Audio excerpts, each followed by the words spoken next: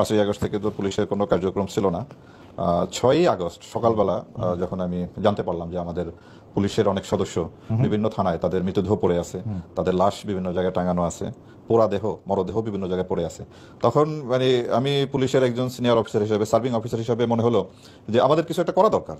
তো তখন পুলিশ হেডকোয়ার্টার্সে কোনো সিনিয়র লেভেলের কোনো অফিসার দায়িত্বে ছিলেন না, ঢাকা মেট্রোপলিটন পুলিশেরও কেউ দায়িত্বে ছিল না।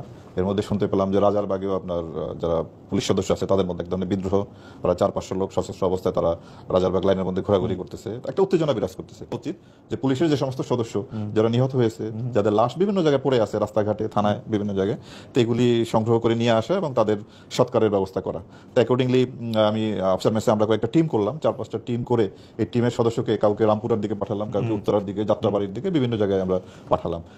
আপনার সহকর্মী কেউ মারা গেলে যে বেনিফিট বা যেগুলি খোঁজ খবর খেয়াল আপনারা রাখেন সেগুলি রাখতে পারছেন কিনা এরকম?